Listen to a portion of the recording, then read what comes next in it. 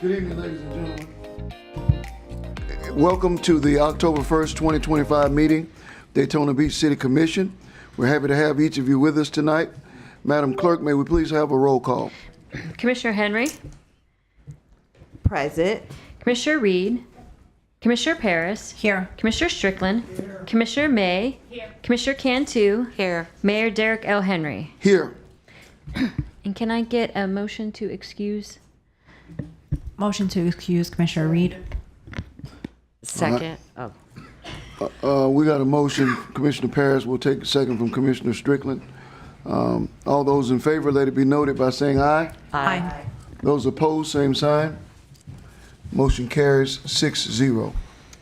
Okay, we're going to move forward to item number 4, which is approval of the minutes of the August 20th, 2025 City Commission meeting.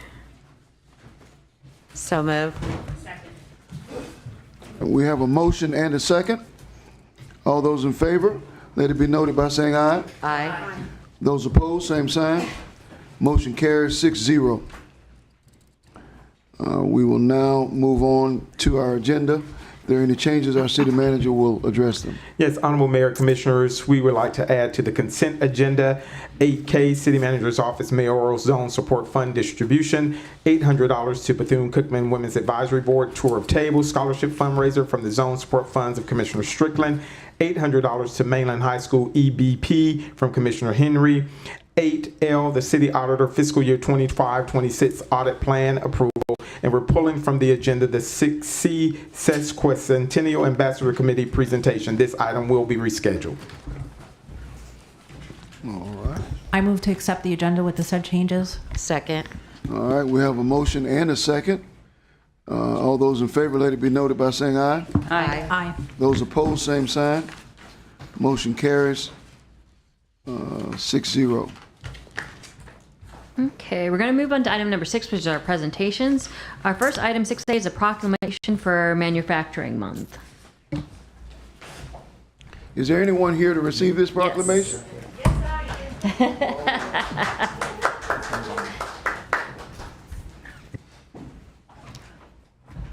Where's Miss Jane? Miss Jane retired. I love it.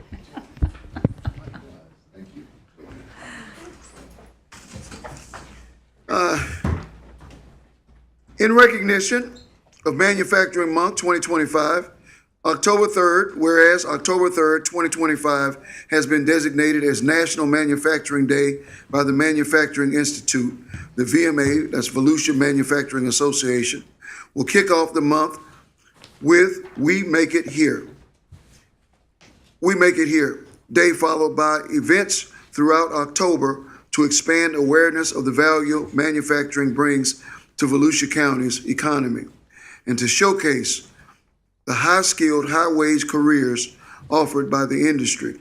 And whereas Manufacturing Month provides a vital opportunity to spotlight the essential role that local manufacturing plays in powering Volusia County's economy, the manufacturing sector supports more than 12,000 jobs in the county and contributes more than $1.3 billion annually to the local GDP, and paying an average of $62,555 per year, offered within Volusia County's dynamic and diverse manufacturing sector. Whereas the VMA works year-round to strengthen the local manufacturing community by supporting manufacturers through advocacy, workforce training, resource sharing, and strategic partnerships. And whereas on October 11th, 2025, the VMA will present the 6th annual Robot Brawl at Embry-Riddle Aeronautical University. The Robot Brawl is a collaborative event where students build fighting robots and compete in an exciting battle for supremacy. The Robot Brawl provides a dynamic opportunity to engage with local youth and raise money for their robotics programs. Now, therefore, I, Derrick L. Henry, Mayor of the City of Daytona Beach, do hereby proclaim the month of October 2025 as Manufacturing Month 2025 in the City of Daytona Beach.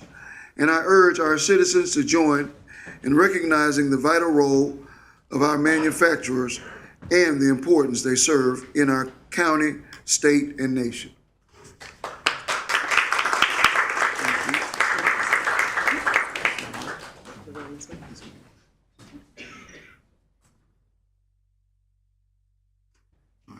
And we have others who are in the audience, is that correct? Representing? Yeah. Please give a wave. You want to say a word? So, yes. She is a presentation Oh, you do? immediately following this. I'm a whole All right, PowerPoint for you. Here's the clicker, he'll pull it up shortly. Here's the clicker? Yeah, he'll pull it up. He'll pull it up. Okay. So we're going to move on to item 6B, which is our presentation on the F.A.M.E program from the Volusia Manufacturers Association. So not just F.A.M.E, but everything that has to do with Okay. VMA. So I'm sorry if I Oh, put that's okay. F.A.M.E in the title. F.A.M.E is definitely something that is in the title. It's the Federation for Advanced Manufacturing Education. And this is one of my favorite parts of this presentation. So everybody raise your hand and shake it, like jazz hands, okay? Everybody's got jazz hands. I'm going somewhere good with this. All right, we can stop shaking, but keep your hand up, because with 5, we have our students go to work 3 days a week in our manufacturing plants, go to school 2 days a week, and at the end of 5 semesters, they graduate with an advanced manufacturing technology degree from Daytona State. That is not just something where it's a certificate. This is a degree that is sought after from companies around the world. Most recently, we had a student graduate and get poached, because he got poached, to a company in the Carolinas where he is not old enough to rent a car, but he's traveling around the world telling other manufacturing sites what to do and how to do it. He is now making around $95,000 a year doing so. So again, shake your jazz hands, because that is fantastic news. All right, so with our presentation, I want to let you know a little bit about VMA. We were founded in 1980 by manufacturers for manufacturers. Do I have a 3-minute timer? I'm just wondering if I need to speak like an auctioneer or if I have a little bit of time, so that's good. So we mainly service Volusia and Flagler counties. We have some of Seminole and some of Brevard as well. Our constituents are 70% manufacturers and 30% service partners, because we need both in order to make sure that every company that we have is healthy and thriving. We have a major mission to support, connect, elevate manufacturing through education, workforce development, operational excellence, and advocacy. My family has been doing this for over 45 years. My stepdad started it, my mother ran it, and then I got voluntold. So the good news is I have a very thriving passion for this and want to see it succeed completely. We take our companies and we make sure that their business connections have executive leadership growth, human resources, operations excellence, divisions, plant tours, and peer learning. When we walk around a manufacturing plant and we can see exactly what's being made and how they're making it, that's how we all learn and grow. When our companies can do that, that just makes them better, faster, stronger in any way, shape, or form that they can. We have a workforce pipeline with scholarships, robotics competitions, so our robot brawl that's coming up, F.A.M.E, which we made sure that we were waving our jazz hands for, apprenticeship programs, and teacher trainings. industry awareness. So we want to make sure that our We Make It Here campaign is absolutely something that people are aware of and that they can remember, because not everything is made in China. We have over 500 manufacturers here in Volusia County. Now, the majority of them happen to be small manufacturers that have 20 employees or less. So that's why we need to come together and share best practices. We have professional development that can help them learn about AI, cybersecurity, finance, and operations, and making sure that everything that they're doing is the most efficient way to do it possible. So, what's the impact on our community and why is it important? Well, over $6 billion annually is manufacturing output from Volusia County. That's statistics from the state. Something else that's really important, for every 100 jobs that a manufacturer creates, 777.4, we don't want to forget the 0.4, of indirect jobs are sustained. So that is a huge impact. It used to be 1 to 4. Now it's 1 to 7. So this is fantastic, almost 1 to 8.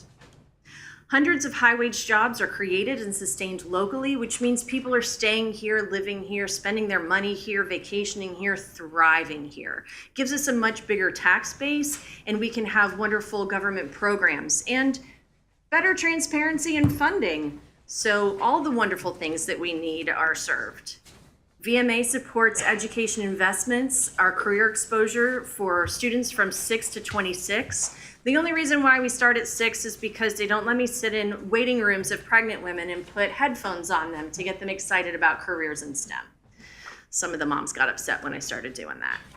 So philanthropy, we make sure that we give back and that teachers don't have to ask for things when they are trying to teach our students exactly what they're going to need for a future career in manufacturing. We have given away probably around $400,000 in the past 15 years of our golf tournament since we started doing it to Volusia and Flagler County schools. Manufacturing matters here because it's an economic backbone. Every manufacturing job pays around 30% higher than your average service sector jobs. We have diverse sectors: aerospace, medical devices, plastics, electronics, food and beverage, defense, boating, leisure, all kinds of different things that we're making and thriving on today here in our area. Now, the cool thing is, most of the time, we're not even sure what they're making because they're like little parts and pieces, but then all of a sudden it comes together into this beautiful thing. We have an amazing company in the room that helps de-water all of our problem areas, Thompson Pump. She's sitting right behind me. Not Daytona, but Port Orange still really matters. But we make really cool things here. Supply chain strength is absolutely huge. I'm sure that everybody's tired of listening to the news jaw on about, oh, we need a proper supply chain. Well, when manufacturing is happening in your city, you have that supply chain right here. So you're not having to ship and drive things. We're not creating waste, which is fantastic. Manufacturers are innovation drivers. They fuel patents, product development, and exports. So they're always creating and trying to figure out a better way to do things. So how VMA helps build a future? Workforce development, F.A.M.E. We have leadership growth, that's a new word. We're gonna put that in the dictionary next time. Leadership growth. So how do we get our CEOs talking to each other and sharing better ideas? How do we even get them just having an opportunity to commiserate and know that, no, that's not just you. We do have a human being shortage, so we will need to figure out better ways to do things and make things. Community engagement. We want to make sure that every single one of our manufacturers has access to every single elected official so that if there is an issue that ever pops up on either side, that we're creating solutions together. Because when a community comes together, truly great things happen. We need to make sure that policy awareness is happening. People need to know that manufacturers are not manufacturers of old. They are people that live, work, and play in your neighborhoods with you. They are people that want to see clean air, clean water, and they are doing the best that they possibly can to make sure those things happen. And they are probably doing things that you've never even thought about doing. So it's important to them as well. So how can we help? Well, come hang out with us, join us, see what we're doing, come to our plant tours. Sponsor STEM things that are happening regardless of whatever school that you're involved with, whether it's elementary, middle, high school, college. We have the most incredible university here in Daytona Beach that is growing geniuses all day, every day. And partner with us so that we can have high value jobs and keep everything local and competitive. So, if you have any questions on manufacturing, if you have anything else that you would like to know, this is my contact information. That is my cell phone number. Please don't hesitate to call. Thank you all very much for your time.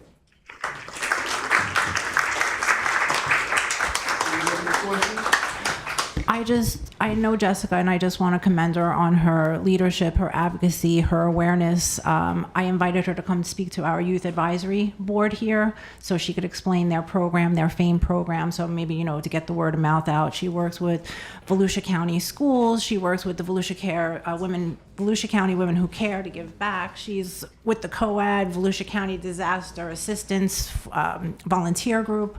So she's out there, and you're doing great things, and I just want to say thank you. Thank you, Monica. Thank you, everyone. One more thing. Jessica, can you give the date for the robotics I know it's coming up now, October, right? Okay, this is something I get really excited about, and I'm not allowed to say this at schools because kids build robots and then they fight them to the death. They get really upset when you say fight them to the death. That's right. So, We do. say fight them till they stop working. However, it's coming up at Embry-Riddle on October right. 11th. Tickets are for sale now. We have family tickets. One of the important things you need to know about our tickets, when you buy them in advance, they're 50% discounts. So they're $5 a person or $10 per family. That's up to 6 people. If you have more than 6 people, God bless you. Just please send me an email so that I know that there are more than 6 people in your family, and we will absolutely let you in. The day of, they double, so we're just trying to give Embry-Riddle an idea of how many people are coming so they don't get really mad at me. Bomb Squad's gonna be there because they have a really cool robot that they like to show off. And we have, I think, 15 schools that will be representing and fighting their robots with, I think, over 60 robots this time. So it's gonna be a very, very exciting day. I promise you, this is the 6th time that we've done it, so we now have it down to a science, allegedly. So hopefully you will join us for that day and see how much fun that we can have. Thank you, everyone. Thank you. Okay, we're going to move on to item number 7, which is citizen comments. During this time, citizens have the opportunity to address the City Commission on any item on the consent agenda. My first speaker is John Nicholson, and on deck is Doyle Lewis.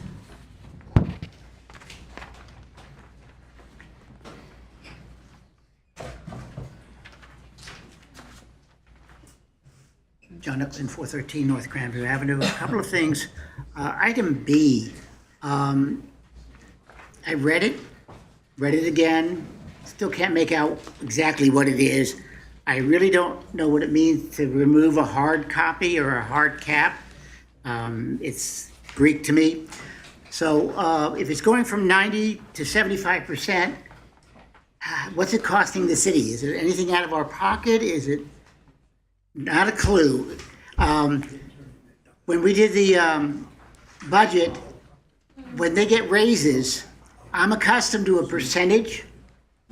In the past, we used to give 8% raises every year. 4% merit, 4% something else.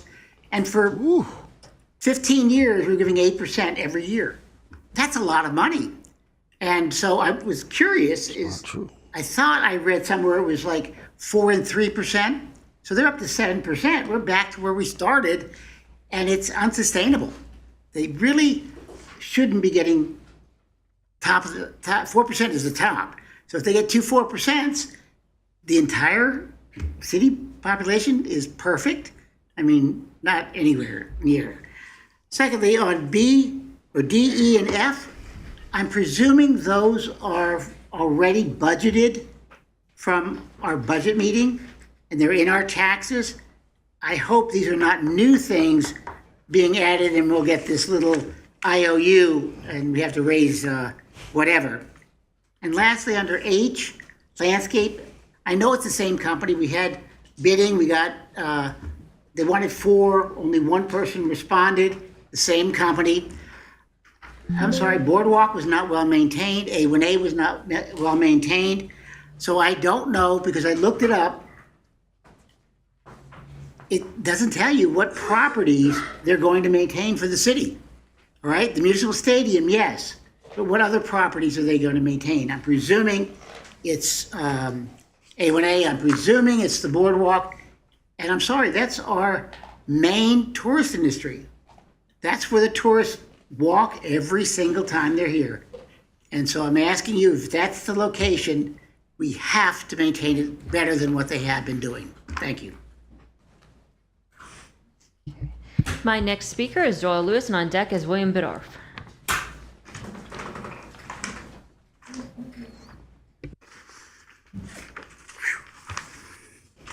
Hello, good evening, Commission. My name is Doyle Lewis. That was last year's name. Now I go by my first and middle initial, DW. There's a reason for that. I'm a homeless man. And I agree with John's statement about keeping up the tourist landscaping. That needs more work, especially with in between 3 or 4 divisions of the city and the landscaping contracting.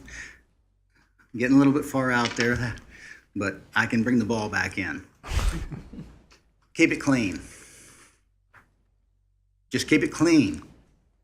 Keep it edged. Keep it weed-eated. Clean up the trash cans better. The last thing I heard was this morning. Nobody likes the stink. Trash cans need a little bit of perfume or something, but I don't know what the county or the city commission thinks about what type of perfume or stink they need to do, because I got that complaint this morning, personally. But that's a different story. Now, what I'm really wanting to talk about comes down to cents, dollars, and the budget. And I've been watching for years. You can have all the money. I don't want it. If you think I'm about money, I'm not. Already been there, did that. Didn't work out well. So, just do your job a little better. Sharpen your blades a little bit more. Make sure your lawnmower is cutting well. Make sure people are working. I've been out there, you have not. And I've been watching everything. I'm not talking to you. I'm talking to everybody. I'm a dead man. I already know that. My name is DW. I built houses for a living since I was 12 years old, and you want to make me a homeless man? God bless you. You have a good night. My next speaker is William Biddorf.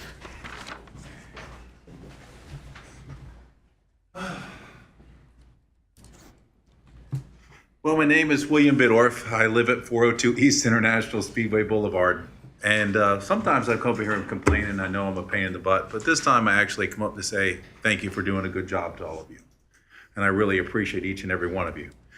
I was looking at this thing and just to remind us, we need to do all we can for the Daytona Beach Police Department.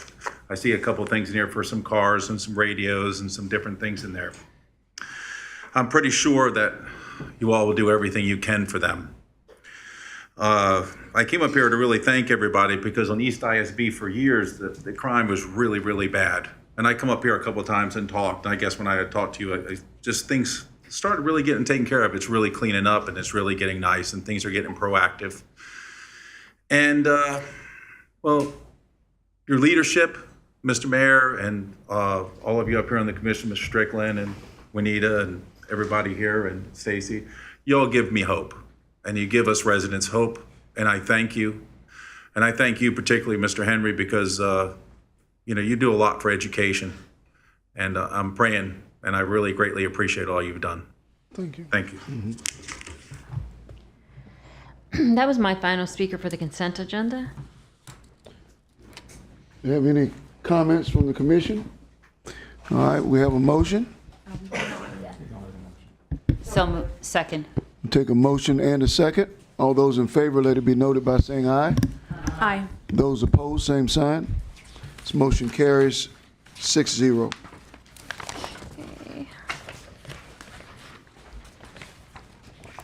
Okay, we're going to move on to item number 9, which is our public hearings and quasi-judicial hearings.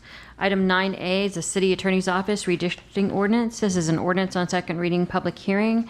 An ordinance amending Subpart A, Article 2, Section 2 of the City Charter, amending the boundaries of the existing City Commission members' district within the City of Daytona Beach, Volusia County, Florida, establishing new Commission member district boundaries in accordance with the Florida Constitution, Florida statutes, Article 2, Section 2 of the City Charter, and other legal requirements, repealing all ordinances or parts of ordinances in conflict herewith, and providing an effective date. So move. Second. Oh. Okay, we have a motion and a second. We have speakers. I do, Mr. Mayor. Our first speaker is John Nicholson, and on deck is Nick Saknofsky. Mayor, while we're, and members, while we're waiting for the speakers, I do want to point out there has been one small change to the ordinance to approve the redistricting map that's been on your agenda. During the process of creating the legal description, which, as you know, was the delay in getting to where we are now, there was a technical issue along the common boundary of zones 2 and 5, where they meet along Nova Road, beginning from Mason to Brentwood.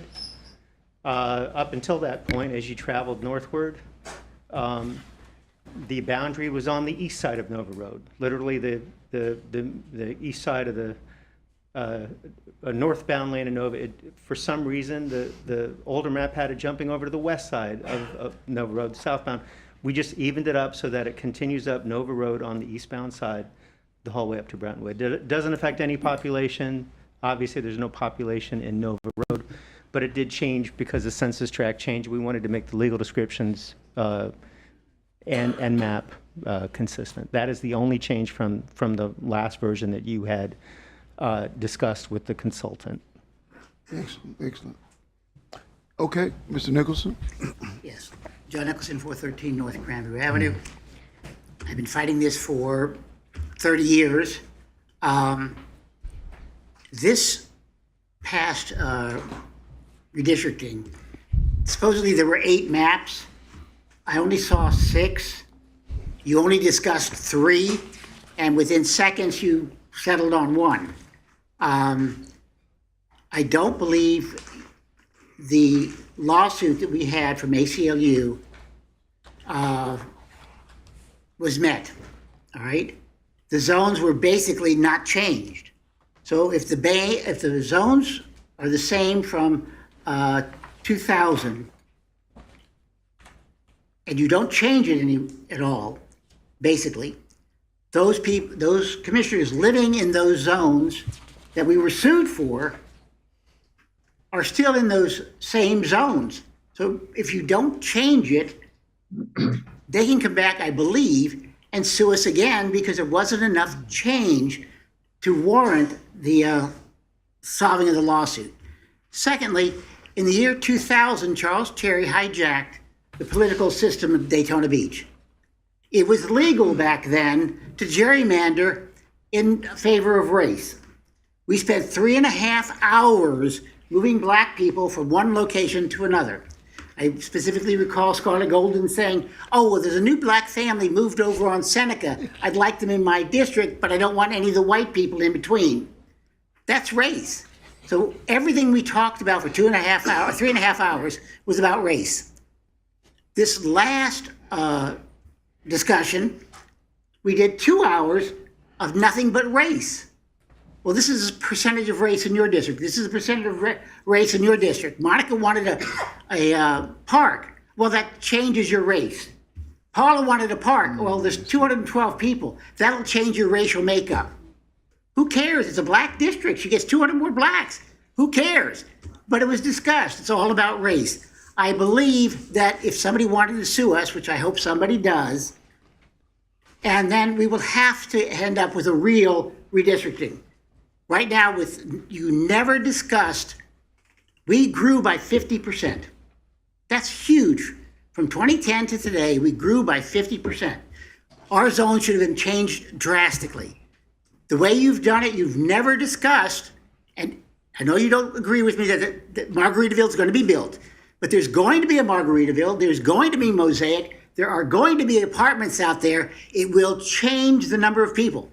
That area grew by 30,000 people. And we still have half the city in one zone.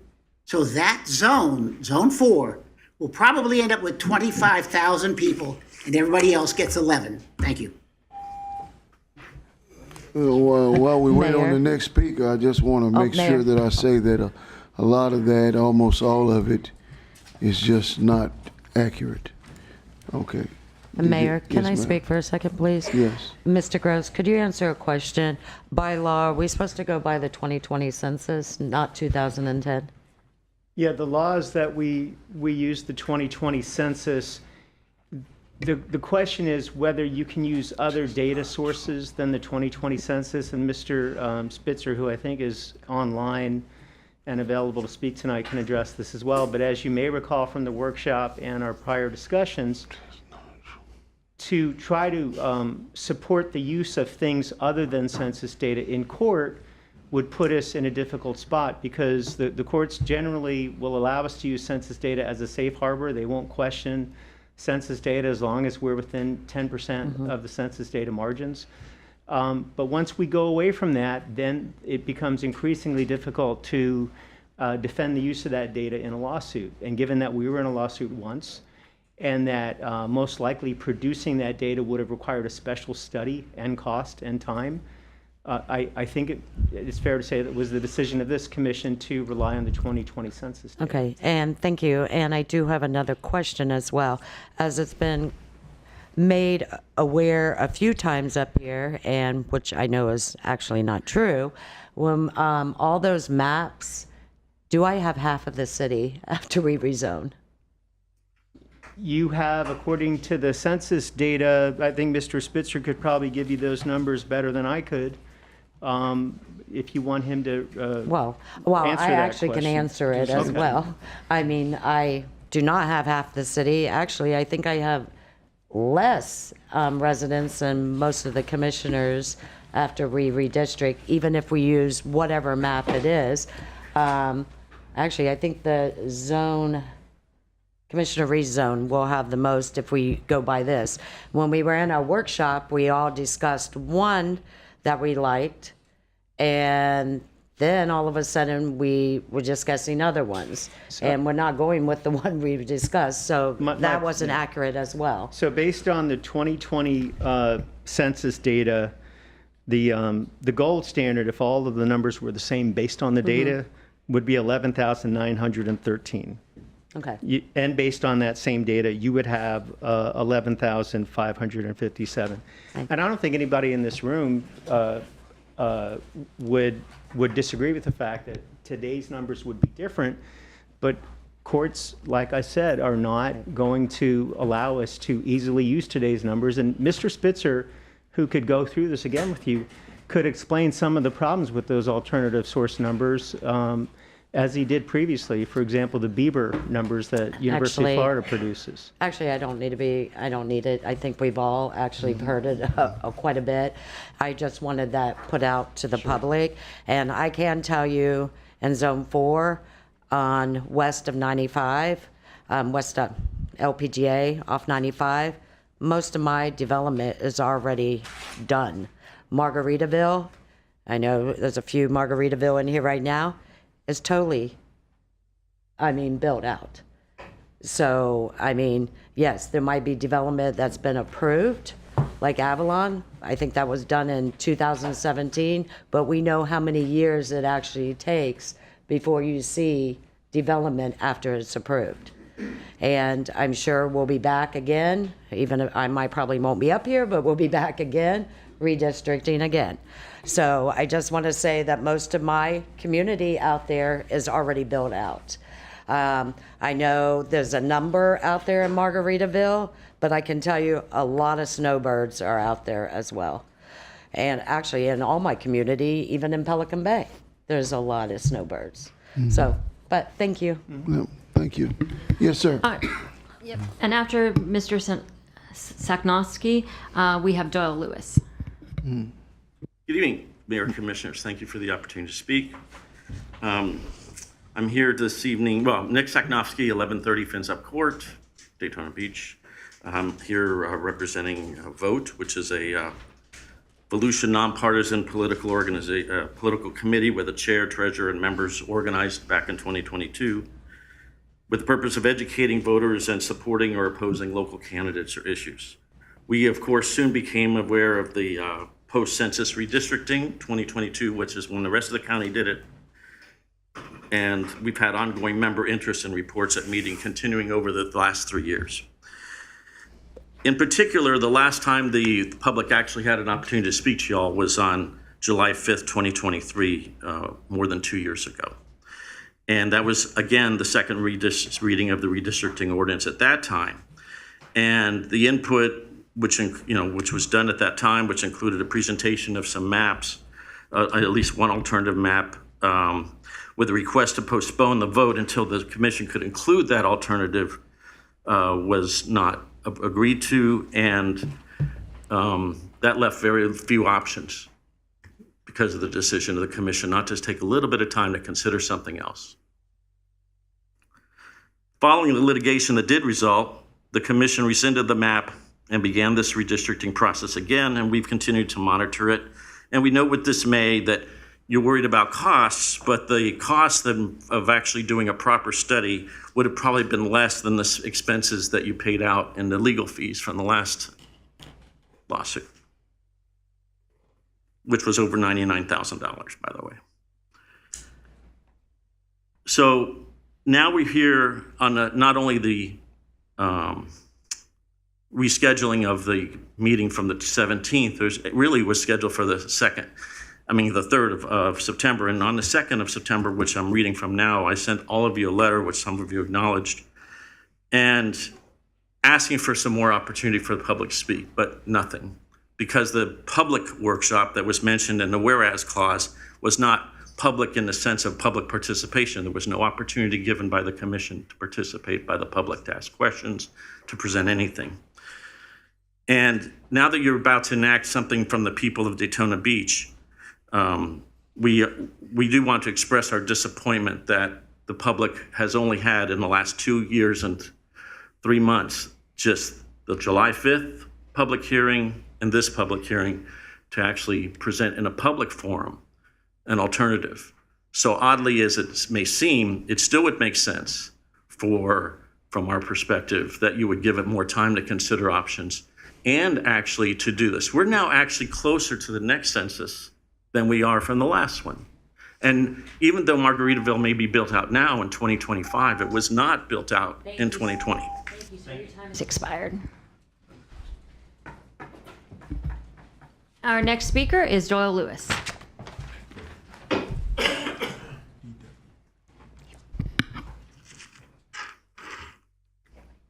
I like your new speakers. You don't have to pull them around. My name is DW this year. I've been watching the LGPA, the ISB, and South and North in Flagler for years around 95, especially west of 95. When Margaritaville came through here, I did not expect them to be sold out that quickly. I just don't think you made a mistake. I really don't. I just think you did it a little too quick for the public. So I'm not blaming nobody for the quickness, because sometimes you have to move quickly to make things happen. Because if you move too slow, you lose it. If you lose it, you ain't got it.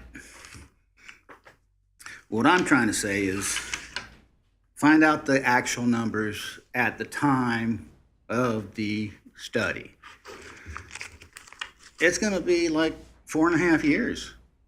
And then we're going to have the 2030 census. Now, what I've seen after all this build out of this residential is all this other money coming in with all the commercial that's being put in right now. On top of all that residential. I don't know what you're scared of. Y'all got money on top of money coming in. I've been counting it. I've been looking at the buildings. I'm a builder, commercial and residential. But they got to be closed out to be taxed out. I know these things. So just do a good study, do it quickly, be on top of your game. I know it's Florida, but stop retiring and do your job. It's just that simple. I mean, I lay on the beach all day long, I get arrested. I can do that. All right. And I've been doing that. Put me to work and I'll stop talking here. Thank you. My name is D.W., homeless, Daytona Beach, Volusia County. That was my final speaker, Mr. Mayor. All right, do we have a motion and a second? We do. Do we have any additional dialogue?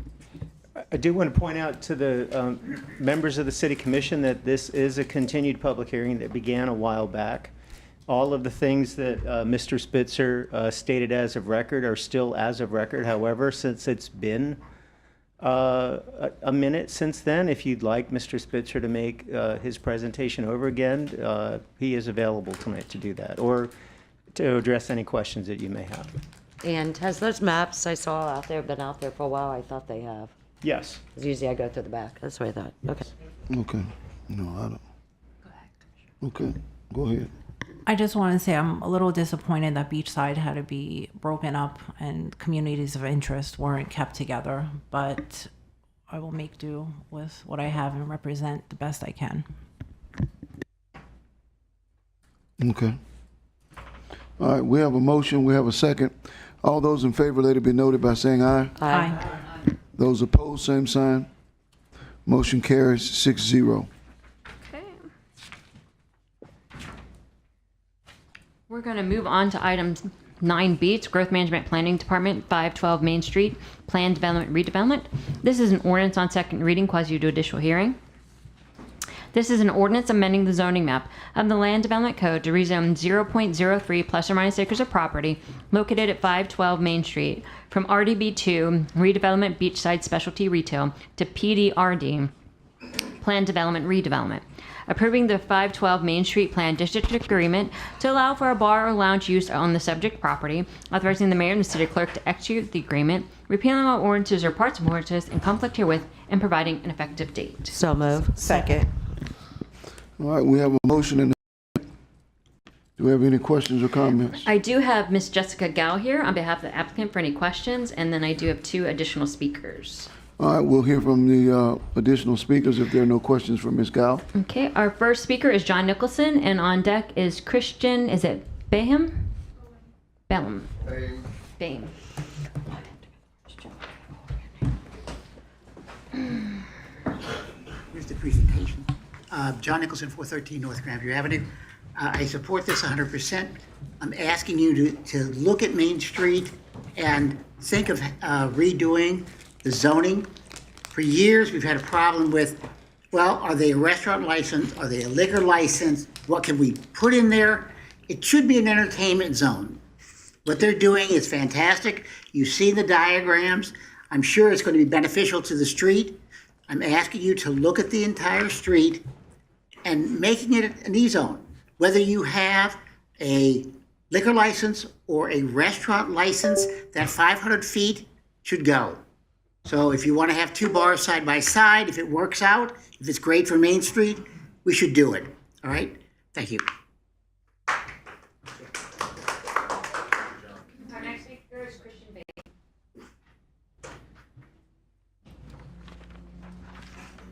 Hey, guys. Hey. Ooh, boy. Hey, can we all do jazz hands again? All right. I'd just like to say thank you for this opportunity and for this vote tonight. We are really looking forward to doing something special in this community. We want to bring the whole street up. Yeah, we want to bring back Main Street, of course. You know, we want to, but not only Main Street, we want to bring tourism. We want to bring people. And we really want to do something special here. It's going to be a great place for, you know, anybody who gets out of a show and they need somewhere safe, clean, and fun to go. That's what we need. We've been missing that for a long time.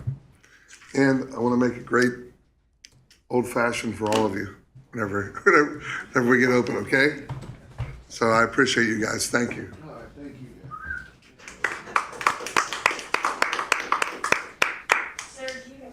you. Sir, do you just want to stay up here and come to the lectern, or the gentleman that's filling out a form? My apologies. I was running a little late. You guys want this? You can give it to her after you're done speaking. Okay. Thank you.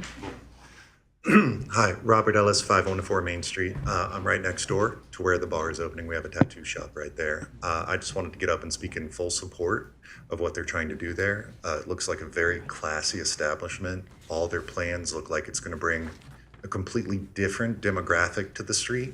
I mean, they're looking to bring Embry-Riddle students, a younger crowd, something that we could really use on the street. Not that there's anything wrong with all the biker bars we have on the street, but anything to bring a new crowd on the street is something that I fully welcome. And they have our full support and everyone that works at our shop, and everything that they're doing looks amazing. So, that's all. Thank you. And our next speaker is William Biddorf.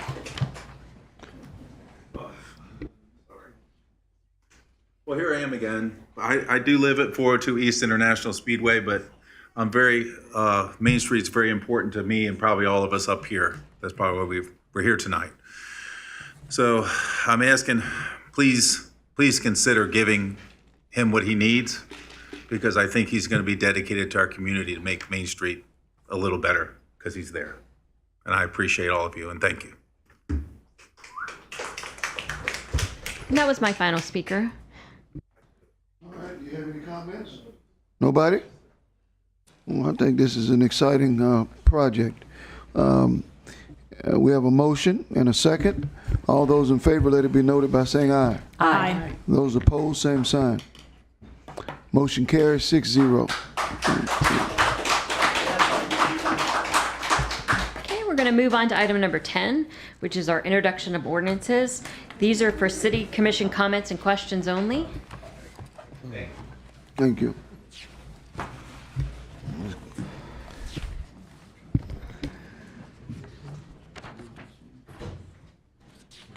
Okay, so item 10A, it's the Human Resources Department. This is a revision to the city ordinance for outside detail rates for the police department and fire department. This is an introduction of an ordinance on first reading. An ordinance amending ordinance numbers 03226 as amended by ordinance 1051, 1673, 19317, and 2022-259 to establish increased hourly rates to be charged for outside details of police officers, firefighters, and traffic engineer employees who provide service to outside persons, vendors, with the increased rates being based on the types of service and dates of service, repealing all ordinances or parts of ordinances in conflict herewith, and providing when this ordinance shall take effect. Are there any questions or comments from the commission on this item? Okay, the public hearing is set for October 15th. Moving on to 10B, it's the Human Resources Department. revision to City Charter Subpart D for the police officers and firefighters retirement system. Again, this is an introduction of an ordinance on first reading. An ordinance of the City of Daytona Beach amending the City of Daytona Beach police officers and firefighters retirement system, Subpart D of the City Charter, amending Section 5 contributions by limiting the reduction to the member contribution once the member has accrued a maximum monthly pension benefit cap of $5,500 and allowing members at the cap a one-time election to remain at the reduced rate of 0.50% and to forego a future recalculation of benefits, or if at the cap and in drop, a one-time election to remain in the city's 401A plan for capped employees and forego a future recalculation of benefits, providing for codification, repealing all ordinances or parts of ordinances in conflict herewith, providing an effective date. And are there any questions or comments from the commission on this item? The public hearing is set for October 15th. Okay, we're going to move on to our item 11, which is our administrative items. Item 11A is the Utilities Department, Lawrence Lee Construction Services, Well 44 improvements. This is a resolution. A resolution accepting the bid of Lawrence Lee Construction Services, Inc. for the Well 44 improvements project at a cost of $1,352,000, authorizing the mayor and the city clerk to execute the contract and providing an effective date. So moved. Got a motion and a second? I have no speakers, Mr. Mayor. No speakers. All those in favor, let it be noted by saying aye. Aye. Those opposed, same sign. Motion carries 6-0. Okay, we're going to move on to item 11B, which is Utilities Department, Lawrence Lee Construction, Inc. This is the Ralph Brennan Water Treatment Plant Lime Sludge Handling Improvement Project. This is a resolution. A resolution accepting the bid of Lawrence Lee Construction Services, Inc. for the Ralph Brennan Water Treatment Plant Lime Sludge Handling Improvements Project at a cost of $1,640,000, authorizing the mayor and the city clerk to execute the contract and providing an effective date. So moved. We have a motion and a second. And I have no speakers, Mr. Mayor. No speakers. All right, all those in favor, let it be noted by saying aye. Aye. Those opposed, same sign. Motion carries 6-0. That was our last agenda item. Okay, I think we started tonight with Commissioner Henry. Yep. Okay, so, good evening. There are some wonderful things going on in Zone 5 that I want to make you aware of. And the first thing is that we had our Zone 5, we had our first marketplace. And the marketplace was really nice. It was amazing. We're looking for more vendors. We had over 200 people to come through on our first marketplace. And so they were so excited because we didn't think about this. Katie had, congratulations, Katie, but Katie had talked about how they were just excited to actually get to see the actual facility. Lots of people have never been inside of the YSG facility, and they didn't know what a nice facility it was. We have beautiful facilities here in the city of Daytona Beach. So they all got a chance to not just come in and shop with the vendors, they got a chance to see how beautiful that YSG facility really is. It's a great facility. So we've got more vendors signing up for the next, I forgot. I think it's on the, here it is. The next one is Saturday, October 18th. We still have more space available if you would like to be a vendor, because the vendors make good money. We had a young lady there and she had homemade treats, and those homemade cookies and apple tarts were amazing. We had people sit there selling t-shirts. So we do want to get a couple more vendors. I think CM said we could have up to 14 vendors at a time. So we want to see some more, and it's free to vend. It is free to vend, so it is getting to be Christmas time, so we're hoping that you will come out and support the vendors. And we are looking for, I especially am looking for a plant vendor, someone to come out and sell plants, flowers. So if you know of anyone, direct them in the way of the city so that they can be a part of this event. We had, I talked about last month, we had our first Zone 5 meeting And we had over 50 participants for that one, which we were not expecting.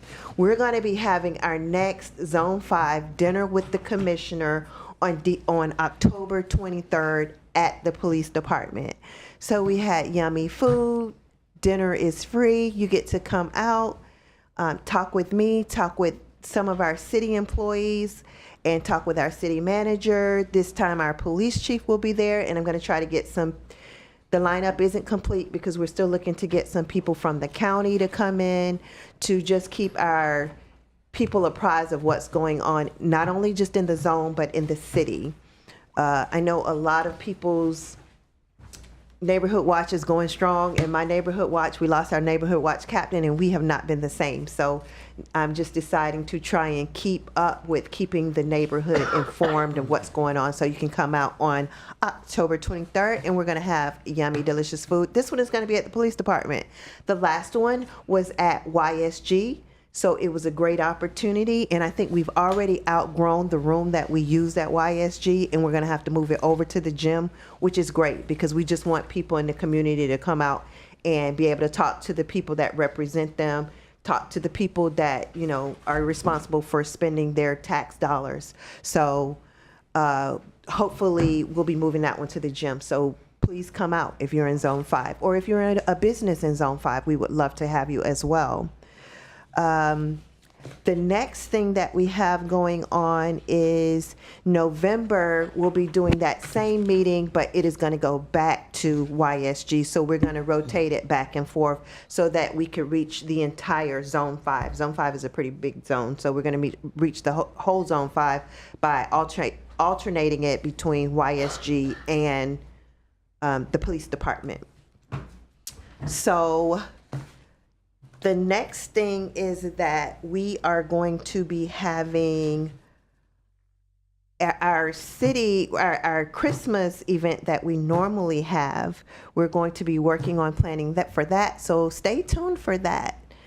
Sidewalks are looking good in Zone 5. I went by today and I saw some more that were completed, and just want to say that good job to our city staff because they are doing a good job of identifying what needs to be done in Zone 5 as far as sidewalks, and much safer because the sidewalks and the crosswalks are much bigger, and Zone 5 is very walkable now. I think it's a much more walkable area for the children who are going down to that park every day. So I'm very excited to see that. And so are the residents. They're very excited to see that. The next thing we have going on in Zone 5 is that, one other thing, I forgot to write that one down. The next thing that we have going on is that we are going to be partnering with, and I talked about this last time, we're going to be partnering with the men of Alpha Phi Alpha. They're going to be doing quite a bit of beautification projects in the zone. So if you're going down Mason, right on the corner of Mason and Clyde Morris, where that, it's not Cedar Highlands, it's, what's that, Derrick? Heineman and Heineman. And our park right there is inside of Heineman. That wall is all cracked and it's broken down, and if you're coming into the zone from the other way, it just looks horrible. And for years I have been trying to be able to get something done with that particular wall. Well, the men of Alpha Phi Alpha, I am partnering with them. They are going to be fixing that wall, and they are going to, well, they've got a contractor. They're going to be working with contractors. They're just not going to go up there and throw a wall up. So they're going to be fixing that wall, and they're going to bring some signage and some beautification over right there coming off the corner of that zone. Also coming off of Jimmy Ann right there where Cedar Highlands is, the men of Alpha Phi Alpha are going to be beautifying that. So we've got some great beautification projects going on in Zone 5. It may be an older zone, but we're going to dust it off and make it look even better than it's been looking. And That's not to say it's not been looking good, because the city has been doing a dynamic job with it. And we have new members in Zone 5, and it is Word and Praise Worship Center Church.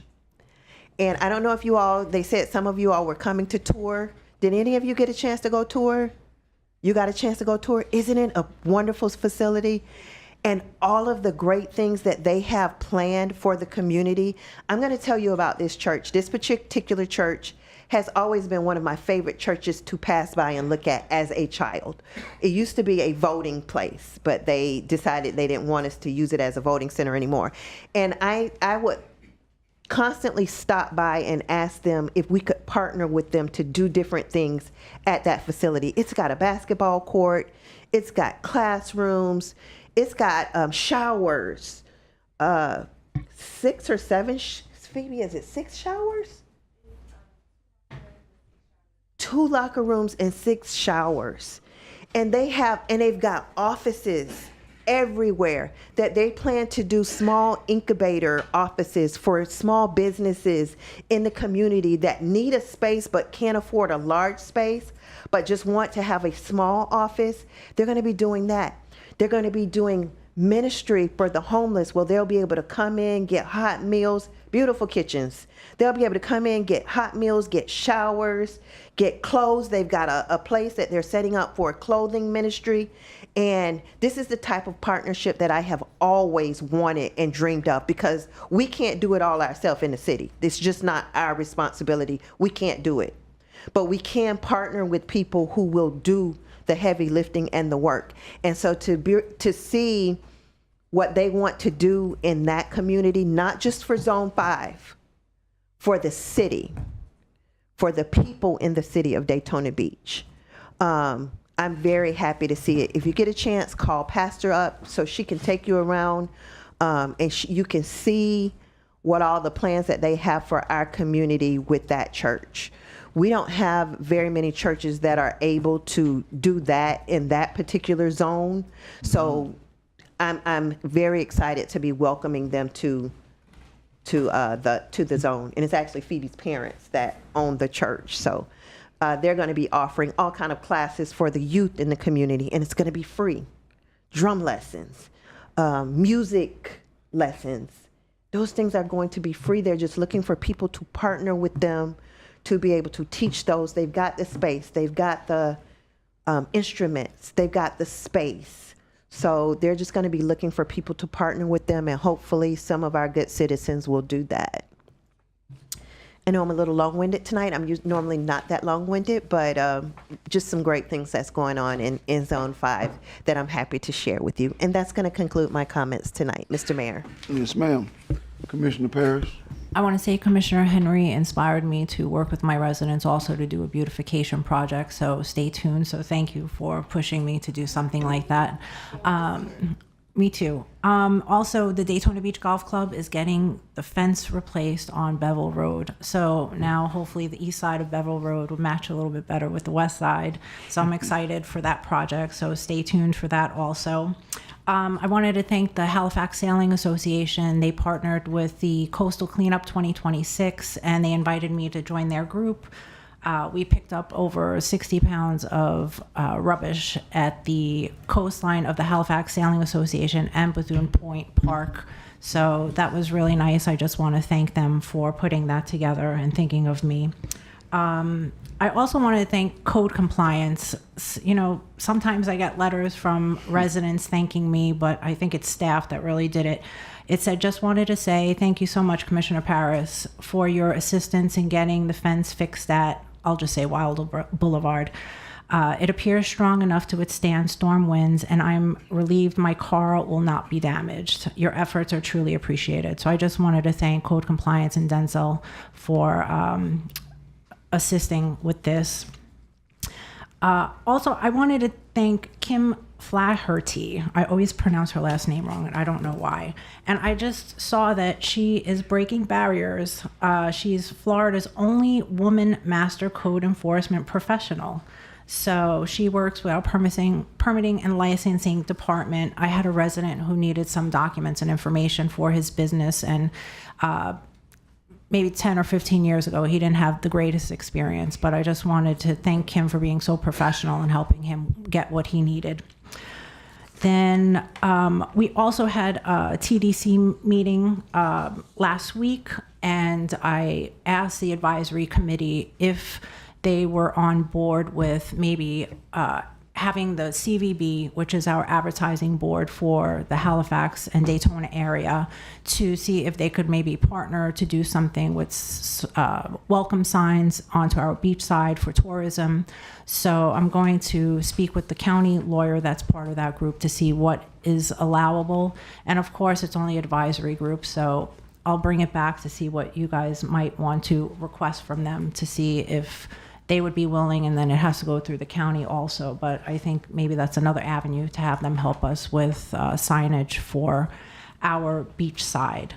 Also, the Sesquicentennial Committee met also, and one of the questions they asked was like, about a tagline and what we want to, I guess, project for this event. So this is something I came up with. I wanted to hear your feedback, but this is what I envisioned it to be. It's Daytona Beach, our story, our 150th. This is our moment, Daytona Beach. For 150 years, our community has grown stronger through the pride and passion of our people. Let's come together to celebrate where we've been and where we're going, with events and activities for everyone to enjoy. Whether you live here or are visiting, this milestone is your invitation to be part of the story. So that's something just how I see for the group to have some mission statement. So is that okay with everyone? Yes. Well, yeah. Okay. Well, I just want to make sure, we're on the same page, because I'm the representative, but I would like to get your feedback if I'm missing something, But does that come from you or to them? You're directing that to them? Well, they wanted some sort of like a tagline and also like a mission statement. So at least they have something to go with. Did you work with the staff to create that? I haven't yet, because I wanted to put it through you first, and then. Well, it sounds like the objective, but of course I'm not a editor and I'm not looking at it. So, Well, but it sounds. I'll have them review it, but I guess it's more of the, The tone, sentiment the and sentiment. where we want to I go. agree with the sentiment. Okay. Yeah, 100%. Another thing I I'm a wanted to. semantics guy, though, excuse me. I wanted to ask about, for sponsorships, if we could do academic grants for our students, like for next year. So that would be part of like fundraising and sponsorships to do something like that, so that we could present our students with some scholarships and also do a time capsule. That's something. Who are our students? What do you mean our students? Our students in the city. Okay. Daytona Beach residents, students. Yeah. As part of the 150. Oh, so how would they earn the scholarship? Well, we could Just come together to a with, term, okay. do, Oh, an sure. essay, something, sure. what, so, I'll get to okay, work on to that. present to them. And I probably forgot something, but that was good enough for tonight. Thank you, everybody. All right. Commissioner KS, welcome back.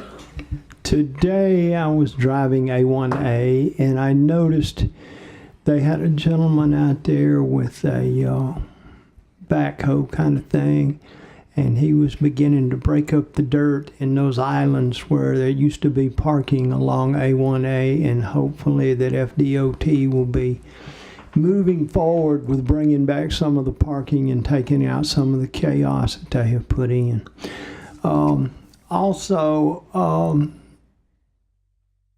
Mr. Attorney, do we have a limit of how many dispensaries we can have in this city? No. I believe that under the state statute, when we opted to treat them like pharmacies, we opted to treat them like pharmacies. So we don't limit pharmacies to a certain number. We wouldn't do that with dispensaries, but I can research that and get back with you later. That's what I think the answer is. I'm no expert, and I'm pretty open-minded, but it seems like to me we have an awful lot of those things, and seems to be more coming. People like their weed. I don't know how they all stay open. You never see anybody there, but they just keep building them bad boys. With that, everybody have a great night, and see you next month. I would like to begin by saying that ISB is looking great. I think that after many years of waiting for that entryway, the gateway to Daytona Beach to take place, we're getting there, and now we're having our archway. So I hope to be there on Friday morning at 9 a.m. I'm hoping that some of us will join for that, but I think it's a momentous occasion. It's kind of a reimagining of what's going on down there, so it's very exciting. The next thing is, we generally have a resident who is also on our Daytona Beach Housing Authority Board. Miss Murphy is generally here, but she's not here this evening. So I was hoping, since she is on the housing board, she's a commissioner, if she could possibly come by and give us a briefing on the effects of the government shutdown as relates to housing vouchers. Many of our residents are on housing vouchers that live maybe at Windsor Maley, which is in my zone, and then we have some other housing places that people use vouchers for. I'd like to know what the effect is going to be and what they can expect. I'm hoping that maybe Miss Murphy or somebody from the Daytona Beach Housing Authority could tell us a little bit about what to expect. And Excuse then, me. yes, Yeah, the more appropriate person, I think, would be the executive director. fantastic. And allow I mean, him- if we can get him in, that would be awesome. We'll let the That manager would be reach awesome. out and he'll get somebody. And then, while he's here, I think it's that's really a good approach. I'd like to also know, sometimes I hear people coming by and speaking about various apartment complexes where I know they're most likely getting a housing voucher, right? And I guess my question becomes, what can housing authority do to help when a tenant comes here to complain? Is it something that they can attend to because they are paying the complex? So is it something that they can then do because they are their own governing body and they have their own authority? They actually handle the finances, right? So I'm just curious if you could maybe speak to that and tell us where we can direct our residents when they come to us with that. Yeah. And then finally, so last week I went to an event with Food Brings Hope. And this kind of is why it's on my mind right now. So Food Brings Hope, they had an event at Dickinson Center, and they'll be meeting there weekly. And what they're giving out, if you look at the pictures above, they're giving out fresh produce, fresh fruit, fresh food, not canned, not packaged, not something you keep on a shelf. Everything was fresh. The best part was, it was not a situation where we give you a box of food. Instead, you got to hand select the items that you wanted. There's something about touching the items that you're about to eat that makes a big difference. So if you look at some of those things, so if you take a look at the cucumbers, it was 3 or 4. Everything was fresh. If you wanted apples, it was, let me get it right. It was wait, hold on. It was 4 green peppers. It was 3 big onions.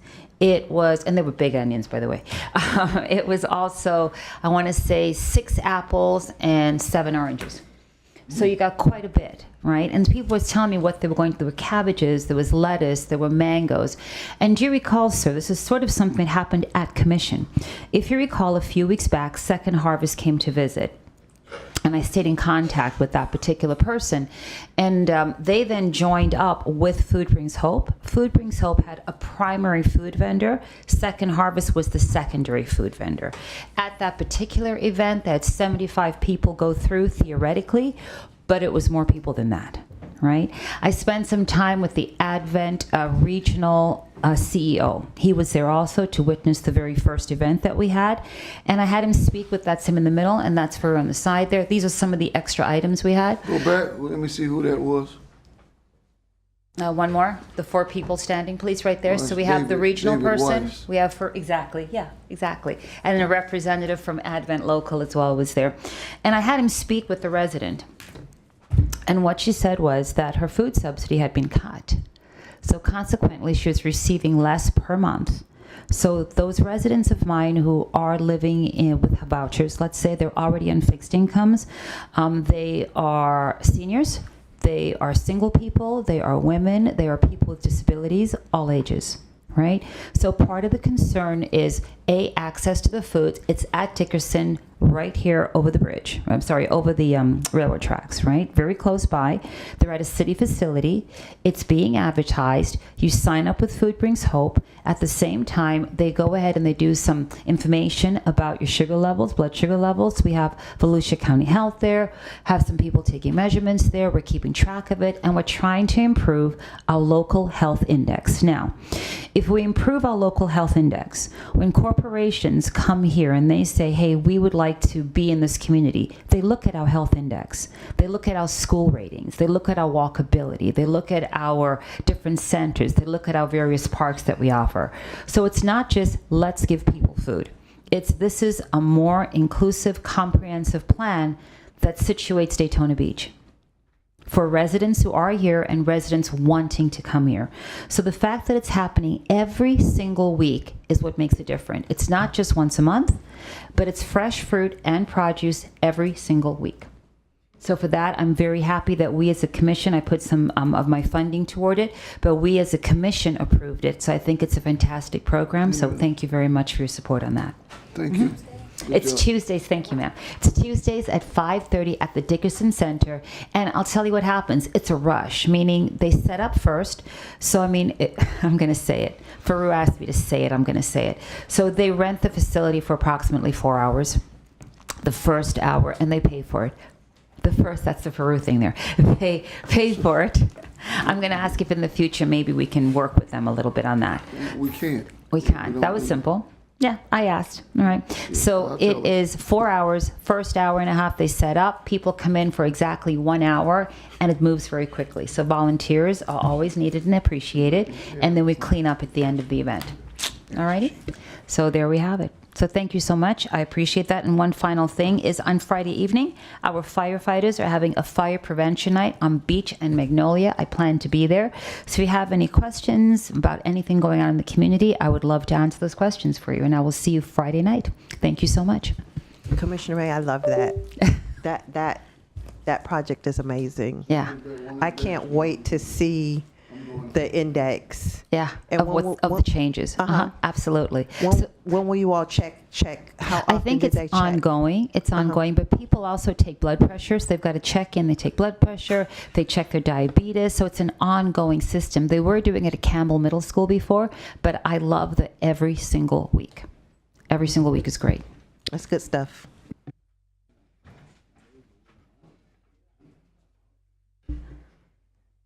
Yes, ma'am.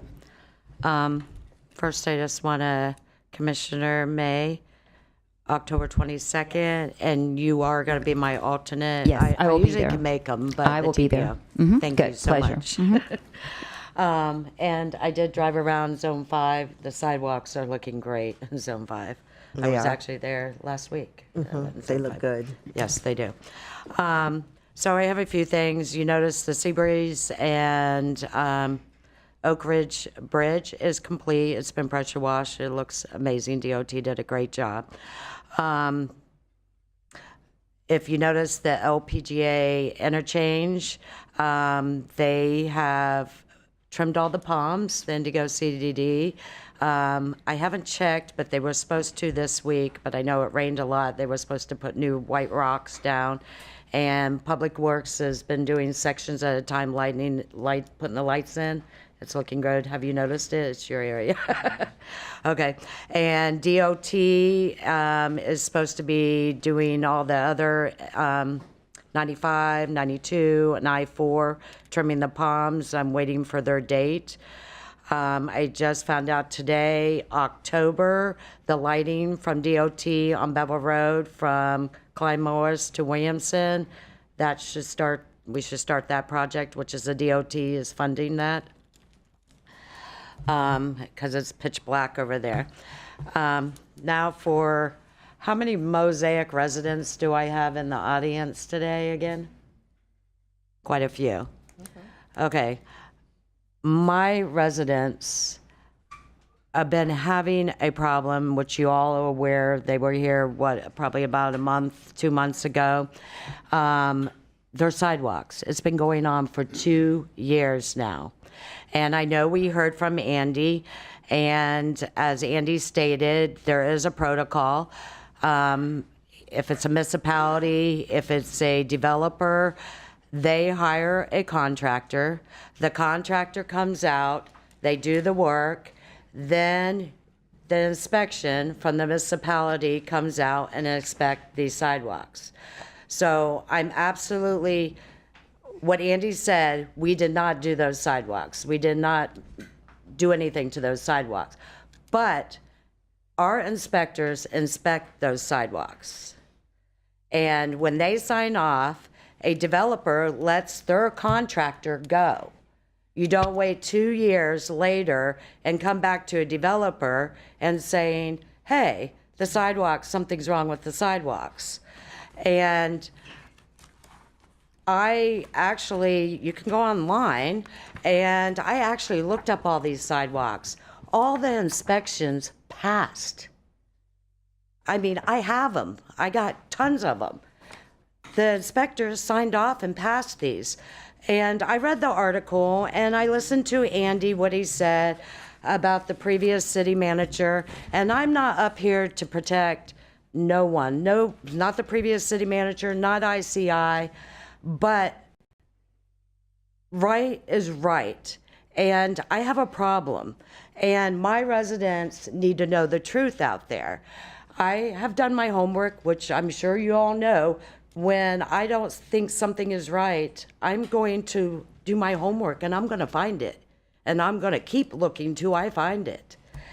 And I know Chisholm, Andy said Chisholm, and I don't know what he did, but on other projects, okay?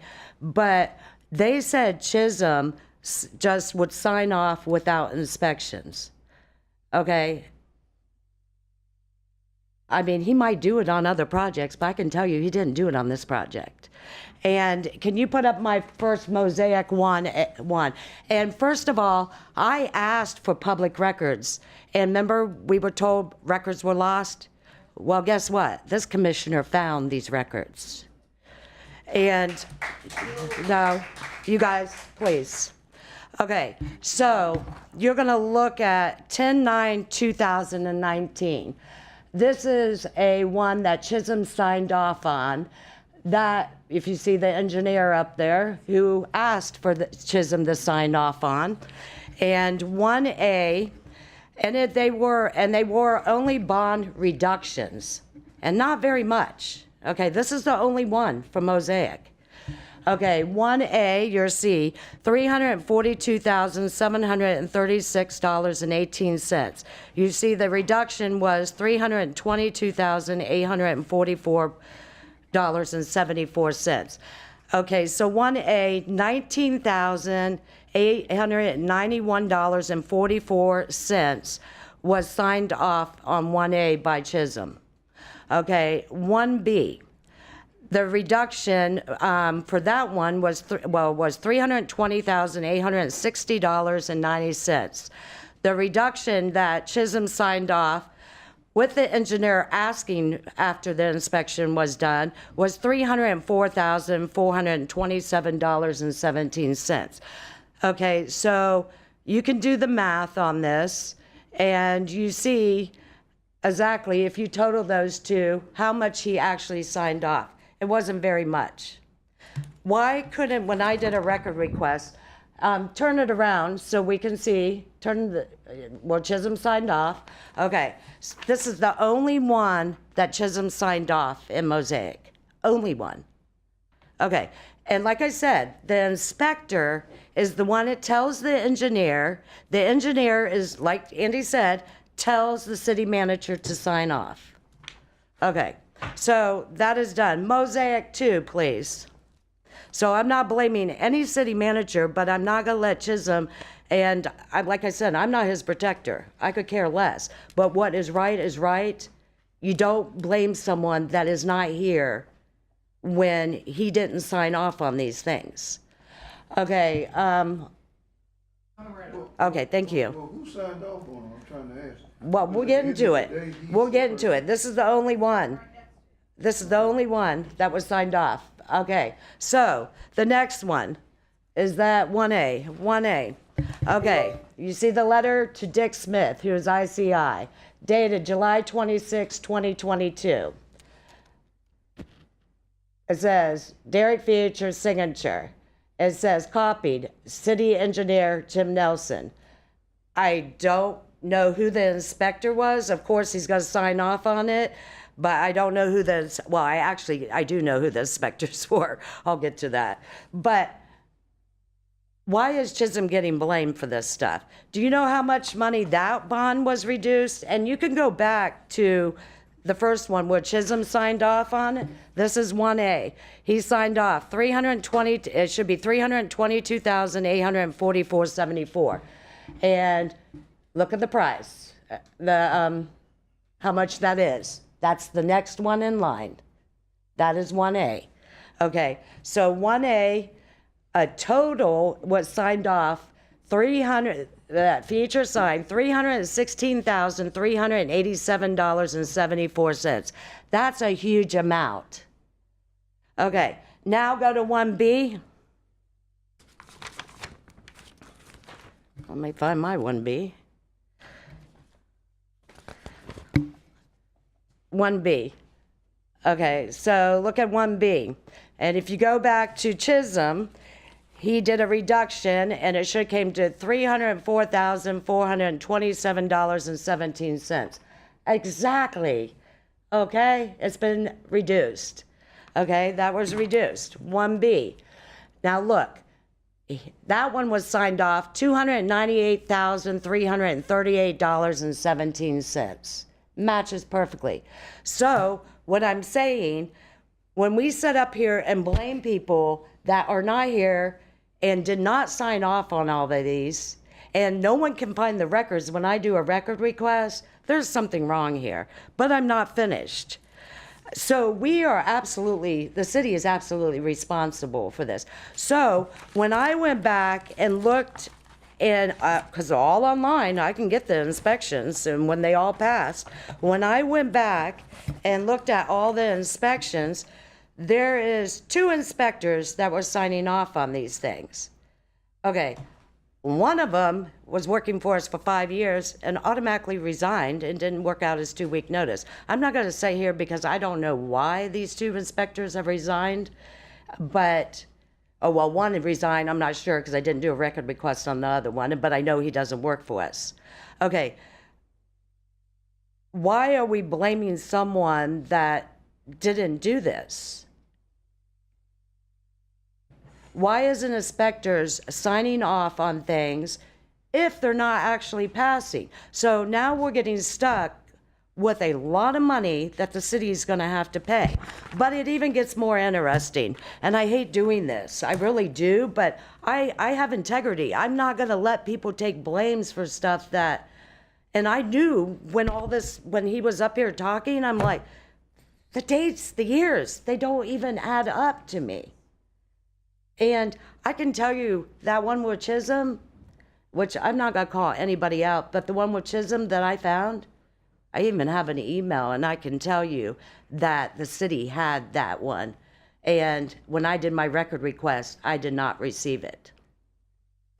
Okay, now we're going to go back to the next. 1B1, signed off. I don't see Chisholm's name there at all.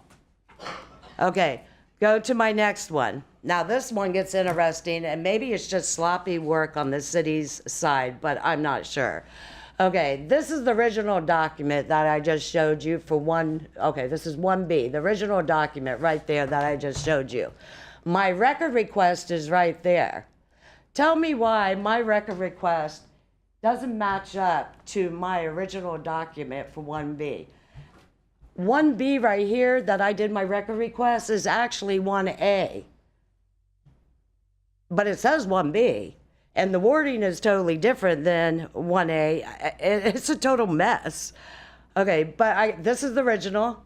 This is my record request, and they don't even match. Even the performance bonds don't even match, or the amount. Okay, go to the next. This is the original for 1A. This is my record request. The bond performance does not match. The figures don't match. Actually, that's 1B, which it says 1A. The writers didn't even match. I mean, maybe it's a clerical error. I'm not going to accuse anyone, but when I do a record request, I expect to have the information that I asked for. I shouldn't have to sit and search for all this information all the time. I'm tired of it. My residents are tired of it. They've been wanting these sidewalks fixed for over 2 years. How many people have fell on these sidewalks? When the whole time it's our fault. Yes, we did not build it, but we shouldn't have inspectors saying these things pass when they don't. So we are stuck paying. And you don't come up here blaming other people that had nothing to do with it. And if you guys don't believe me, I can give you tons of emails as well. I have everything. I'm just putting up a little bit up here. But I don't even understand why we do this. People make mistakes. I make mistakes. If you make a mistake, you just say, I'm sorry, and tell the residents, I'm sorry, and you move on and you fix your mistake. You don't keep blaming other people for our own mistakes.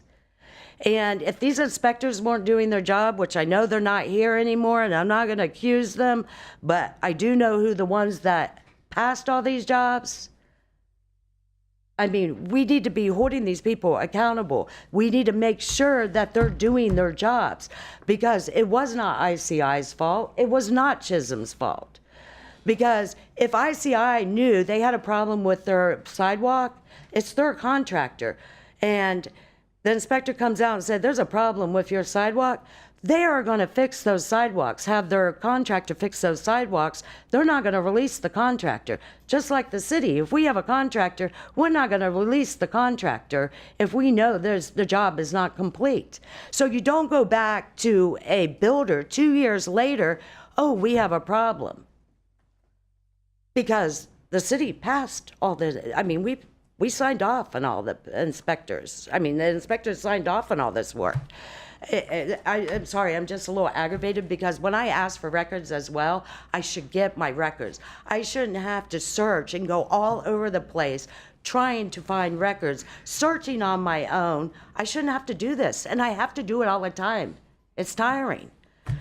But anyway, I did get some good news from Mr. Gross. Supposedly, your guys' sidewalks, RFP is coming to us the next commission meeting? Well, Commissioner and Mayor, we've been working on drafting and finalizing an agreement with ICI to provide for the repairs of the sidewalks that need repairs in all the phases of Mosaic. And we basically have a final agreement. There's one little term that needs to be worked out. It's not overly substantive. It relates to insurance. And my expectation is that agreement will come to you for approval at the next commission meeting. So, Mosaic, you should be getting your sidewalks, and I will keep fighting for you. You elected me to be your representative, and I'm going to be your representative. I do not work for anybody else up here. But I don't know if anybody in staff or the manager wants to address my problem, or if you want to do it in privately, that's fine too. But this is not right. And I'm not even blaming you, because, as Andy said, the protocol is the engineer sends the manager a release to do a reduction or a release of a bond. But the inspector lets the engineer know that these have passed. So there's a chain here, and it's not being done properly. The city was very, very messy. And now the residents have had to pay for it. Our residents that don't even live in Mosaic is having to pay for this as well, this mistake. So we need to be watching more closely of these mistakes that we are making, because this was a big mistake. And that's all I have to say. Have a good night.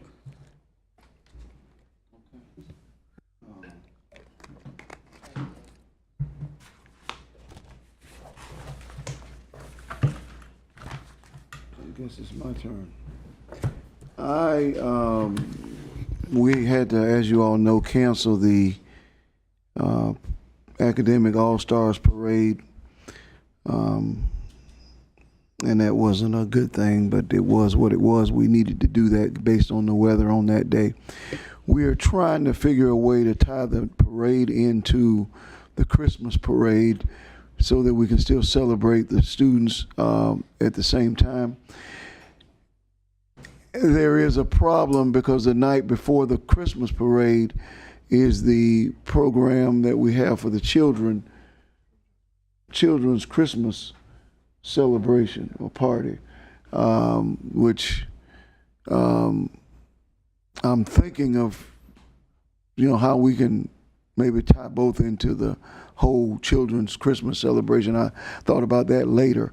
I'm not sure we'll be able to do that, but either way, we will continue to work on acknowledging them. Commissioner Strickland, unfortunately, on the night of our Christmas parade, the Seabreeze, our Christmas parade is on the same night as the Ormond parade. I'm going to ask us to try and work with them to not make that happen anymore. It would be better for that not to happen. So Seabreeze is unable to participate in our parade because of that. They've been in the Ormond parade for almost 30 straight years, and I certainly agree with that and don't have a problem with that. They were concerned about the donation that you gave them, but I told them that I thought that, that's really up to you, but that wouldn't change or affect that. It wouldn't if I was in your position. Yeah, well, that's what I said, but I couldn't speak for you. So, I needed, I did. I knew where you stood, but wanted to make sure, so I'll make sure that they know that doesn't change the fact of, that, yeah, exactly. That's what I thought. And that concludes my remarks for tonight. Mr. Manager? Yes, just one item. If you look on the agenda, it talks about the Volusia County delegation meeting that is going to be October 29th, 9 a.m. to 1 p.m. And we were trying to determine, are there any particular items that you all want us to go before the local legislative delegation? I know that there have been concerns about if we're not lowering taxes or anything like that, should we be asking for things and grants? So we're going after certain grants, but if there is anything that legislatively you want us to bring forward at our next meeting for you all to approve as our priorities, we will do that and present it at the October 29th legislative delegation meeting.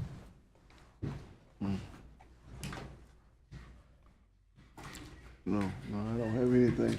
You got anything else? Nope. Yes, sir. I have nothing, and just keep me away from that. I have one more thing I need to address really quick. Yeah. And that is when we made our decision about the raises and raising the rate for the police officers, one thing we did not think about was the cost to the schools who rent the I stadium. forgot to say that too. They're going to get the nonprofit rate? They get those. We made sure there was one portion in the discussion where you all stated, especially if we co-sponsors with the cities and those nonprofit stuff, they will get the lower rate. So we'll make sure. Okay, because they reached out to me and they were very concerned because it's $4,500 per game for them for just police officers. There's no way our high school can afford that. So thank you. They already got it, but I was on the same wavelength, but I knew that last part. And Thank you. Yeah. That was my. Yeah, good. Yes, sir. I don't have anything, Mayor. Okay. All right, that concludes our remarks. We'll hear from the residents. It seems like a lot. I got to get out of here tonight. Okay. Our first speaker is John Navarra, and on deck is John Nicholson.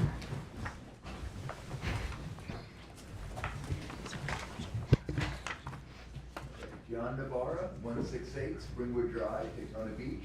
Not sure if you're aware, Mayor, but on Thursday night, couldn't attend, plus it was in the middle of Orlando on Roseland Avenue. And they had a big symposium about the homeless situation in Orlando. And I know Orlando's a bigger city than us, a different environment. But I thought that it might be something, if you're able to see recommendations from these experts and the guest speakers, it would help our city to get options on things we could do to alleviate the homeless situation. I know it's hard to raise wages, it's hard to get affordable housing cheaper. We wish we could wave a magic wand, but these speakers seemed to be very expert.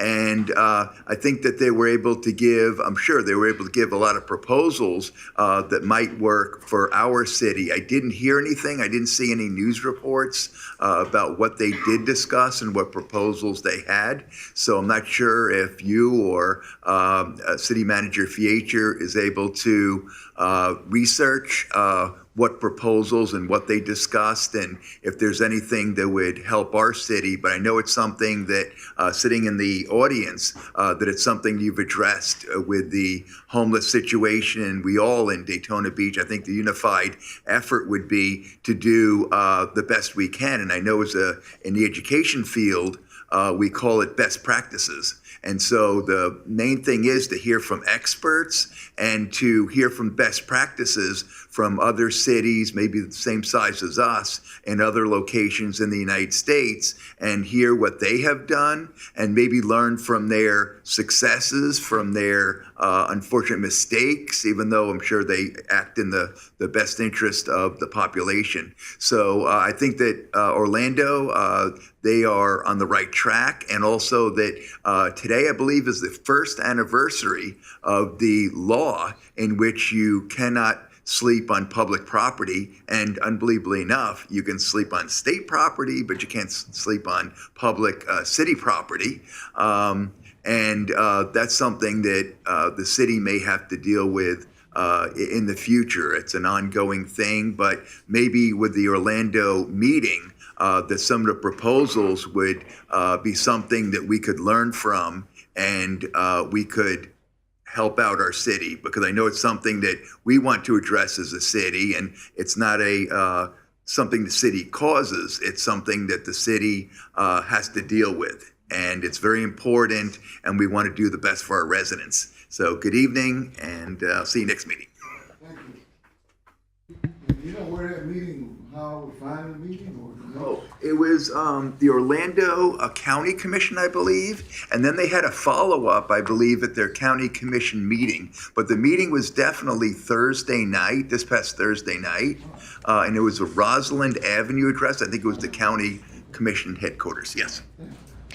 Our next speaker is John Nicholson, and on deck is Thomas Russell. John Nicholson, 413 North Grandview Avenue. Gentleman was passing these out in the lobby. The Observer now has a Daytona Beach edition. It's always been an Ormond edition, Ormond and Flagler. So now we have our own as well. It's out in the lobby, and it'll be in the Publix and the other areas throughout the city. Secondly, I'm guessing, and I hope, Chief Young was in the DROP program. Is he going to stay? Because he's in the DROP program. So the way we now extended it, has he decided to stay, hopefully, rather than leave? Okay, thank you. I had discussed this with him before, and I was hoping he would stay. That was quick. Secondly, the TIF funds are running out. They are absolutely not going to extend it. So we have about 10 years left. So I'm hoping we start doing something, especially on beachside. There are a lot of large parcels that we can request for proposal to have development up there. I'm hoping that we will use it. It's a lot of money, it's a lot of development, and when the TIF funds end, that's millions of dollars that the city is not going to get if we don't have those buildings. Last, there's supposed to be a code going out to Clyde Morris Landing. I was just talking to somebody last night about how he drives past it and sees cop cars there every night. Talked to a sheriff's office. They keep saying they're there every night. We need to take a look at whatever happened to Clyde Morris Landing so that it doesn't happen again. Because you're pushing for more affordable housing. If we did something wrong, we don't want to continue making the same mistake. And lastly, I mentioned it several times, the map of our zones, the map, not the people, the map is one half of the city is in Zone 4 of the map, not the population. Secondly, the mayor keeps, and I heard it outside, someone said gaslighting. When I speak, everything I say is true. He was not at the meeting. I sat for 3.5 hours, so I know what they discussed, and I talked to George Burton, who was on the commission, and he confirmed exactly what I said. All of you listened to the meetings that we had for this rezoning. No other city has race percentage of blacks in their zones. We're the only one. Why? Why do we continue to have everything based on race? We've got to stop that. Thank you. Because we don't.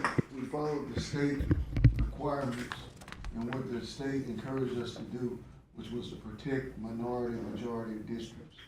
That's what we did. No, sit down. Our next speaker is Thomas Russell. I'm sorry, I've got to add something for the record, just to be clear. The process started with using the zoning districts pre-redistricting and adding and subtracting to them as necessary to achieve goals in the order of priorities that the consultant explained. And when you start from that proposition, and we've talked about this before, there is a tension between the equal protection clause of the Constitution and the Voting Rights Act, and the way that you reconcile those two is where you have a district that is historically majority-minority, and where that historical status has benefited minorities in terms of their vote, as we have, and the district is not in that sort of salamander shape that that our consultant discussed, then under those circumstances, in my view, we're actually required by law to preserve the majority-minority status. Now, different facts could lead to different results, but we don't have those facts in front of us. Thank you. Yeah, so you use the term gaslighting. You get up every time and keep talking about race, you're the one that's gaslighting. And I wish that you would stop, because we followed exactly as the attorney just described, which was presented to us by our consultant, and that's what we followed. You may not like it, but that's what we did. Next. Our next speaker is Thomas Russell, and on deck is Brenda Fauser.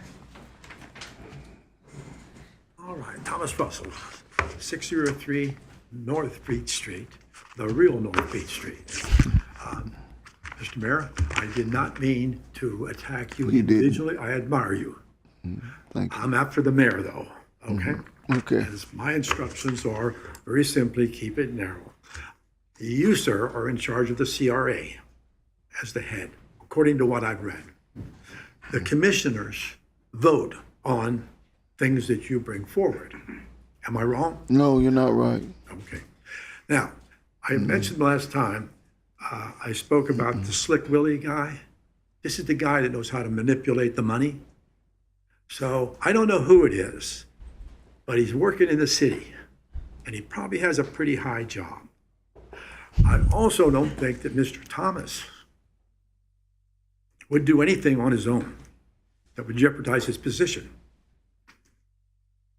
So therefore, commissioners, you should be able to determine who the Slick Willie is that's manipulating these funds and the CRAs to get things done. Now, it's one thing to manipulate the money and okay it. It's another thing if you're not getting your share, or if your share is being given to somebody else. Now, there's two commissioners here that have a pretty good chunk of money in their CRAs, and they aren't getting their share. Okay, so I'd suggest you talk to Slick Willie and see what he's doing with your money, because you should be getting a piece of that. That part I don't Now, agree with. I don't mean to beat on a dead horse, but you talked about the circle. It isn't going to help anything on that North Beach Street.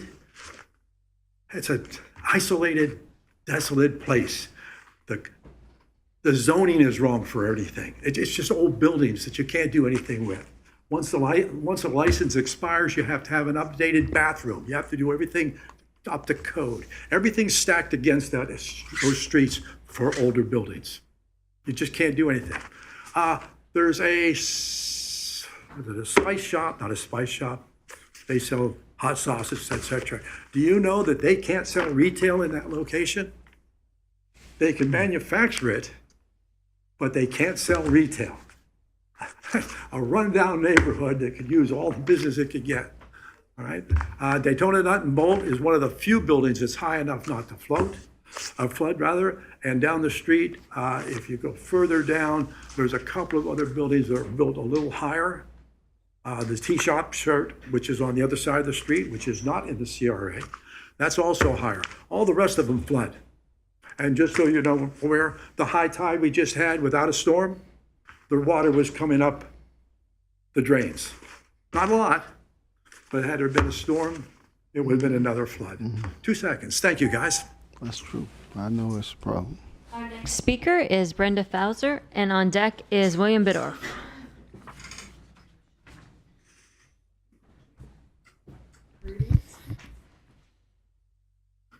Hi, Mr. Mayor. First of all, on behalf of the residents of Mosaic, we would like to thank you for your apology at the July Commissioners meeting. We appreciate the acknowledgement that there is a big mess.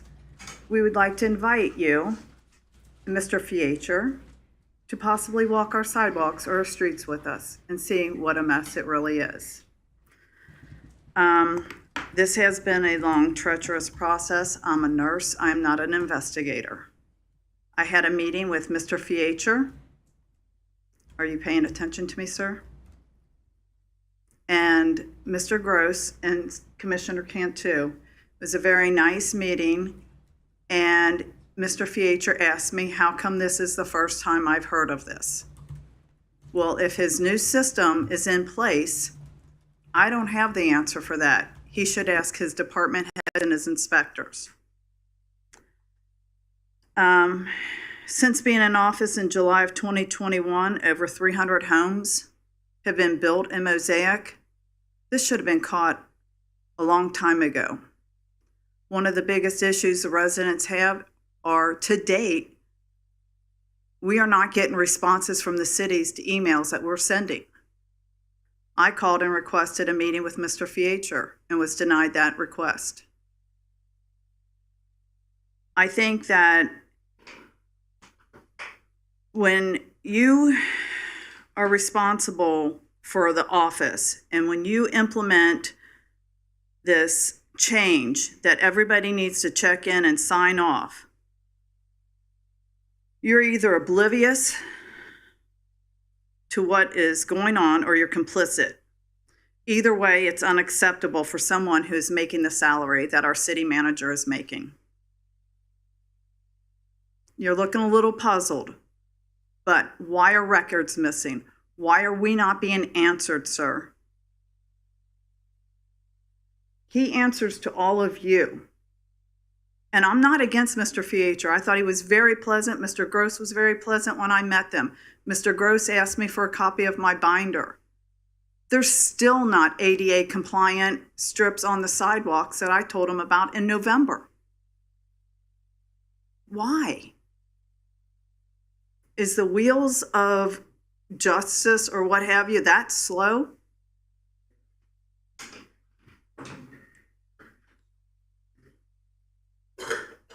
You know, the News Journal has made numerous articles about things, the overages of what do you call it? The fees for license, what is it? The permits and licensures. And we can't use the money for this, that, or the other.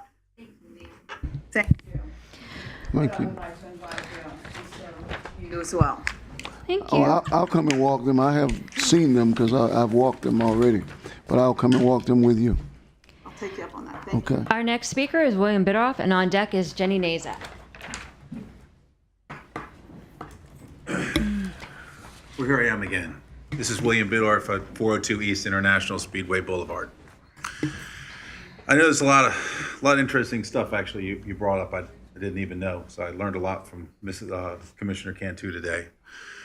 The one thing is I continually come up here to thank, I've been here for over 25 years, almost 30 some years. I mean, hell, I think I knew you when I was in high school. That was 100 years ago. So I think things are getting better. I see a change and a consistent change on my street, because you'll know I will complain if I see something wrong. And every complaint that I've come to, people, I think a lot of times we don't realize how long it takes for the wheels to go into motion. That's right. And we go to put these things in motion. And I congratulate the city manager, and I congratulate the staff. You know, I think there's been a tremendous improvement since Mr. Pieter became our manager. And there's been a tremendous improvement actually in my city commission, because I have respect for all of you. I mean, I call with a problem, you're there for me. I mean, Ken Strickland is there for me almost every time. Monica Paris, we need to make, everybody's there. Mrs. Reed, Annette Henry, I see everybody going to the community meetings, and you all care what happens. Now, you're at so many meetings, I don't think you have time to breathe half the time, Mr. Mayor. You're trying to find, just solve the problems. So I think that a lot of times why I showed up here is to help my neighbor that was trying to do a bar here on Main Street. And I think that rather to complain a lot of times about the job that you all are doing is kind of look at the good things that you all are doing now and have done over the past few years. I've seen East ISB go through a transformation that I never thought would happen in my life. Never. And it has been an inspiration, most of you up here, why I opened a charity called the Community Foundation. And the website for that is www.givetcf.com. And actually, you were one of my inspirations, and Mr. Fiecher was, because Mr. Fiecher does a lot of stuff for charities himself, but you don't hear him talk about it. He has a mentorship program that I admire. So I think I want to give a humble thank you to all the commissioners and you, Mr. Mayor. And that's it. Nothing negative. I'm tired of the negative. Appreciate it. Our next speaker is Jenny Nazak, and on deck is Xavier Campbell. Good evening, everybody. I'm Jenny Nazak at 501 Harvey Avenue. First of all, I would like to thank everybody You got it right. for heading off a very possibly severe problem. We were possibly looking to lose our feral cat spay and neuter program, which would be really bad because the neighborhoods are overrun with feral cats. The trap neuter release thing that we do as a grassroots project it takes many people, many hands, lots of effort. A cat can start having kittens. A female cat can start having kittens when she's like 4 months old. And they can have 2 litters or more every year, and each litter can have like 4 kittens. So every time you spay or neuter a cat, it's really, really a good thing. And the neighborhoods are very overrun, and especially me living in the Main Street neighborhood, we talk about being, tourist appeal and all that, but when you're completely overrun with cats, it's just like a little bit of an extra challenge. So we're so glad that this has been preserved because we are very worried. And then other things in the Main Street neighborhood are really good. Next to my house, north of me on Oleander, there is a new house being built. It's so lovely. And there's a nice big sign that's like 3-bedroom, 2-bathroom house. And it's the concrete blocks have been, it's looking like a house. It's taking shape. And it's, looking forward to welcoming our neighbors whenever they move in. There's getting to be a lot more families in the neighborhood, as well as redevelopment on Main Street that has been mentioned. It's very exciting. The bistro, the French restaurant, the Bistro 35, is reopened after their terrible fire. So they're back in business, and they've supposedly got a new menu. I haven't been for their full new menu yet, but I've been for their reopening. So lots of good things happening. Thank you all for being yourselves.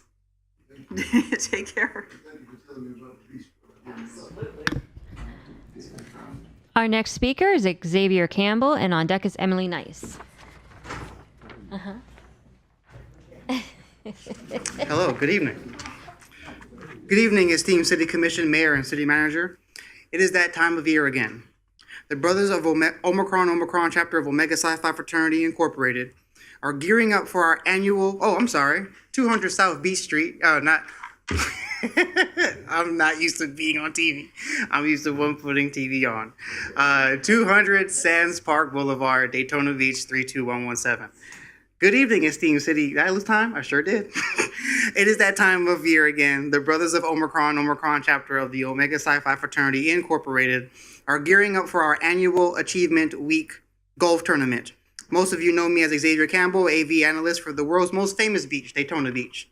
But tonight I come to you as Xavier Campbell, Daytona Beach citizen, Omega man, and the assistant keeper of finance for my beloved chapter. As we gear up for our 7th annual Achievement Week golf tournament on Saturday, December 6, 2025, I am reaching out to ask for your help in making this event a success. These tournaments are one of my beloved chapter's most significant fundraisers, directly supporting our scholarships, youth mentorship programs, and ongoing community service endeavors. Attached, if I may approach when I'm done reading this here, is a flyer, which does incorporate a QR code for donation purposes. It also has 2 of my brothers who are overseeing said fundraiser for further questions and contact purposes. For the sake of this evening, I have prepared a packet. This is probably just notes for me. It goes without being said that each contribution counts greatly towards our goal. May my voice be an instrument for those not only in front of me, but also for those listening through the airwaves. With gratitude and friendship, thank you for your time. And Xavier, if you'll give those to Jennifer, we'll make sure that the commission gets them. And if you can send it to me electronically, I can make sure they get it that way too. Okay, so our final speaker tonight is Emily Nice. Good evening, everyone.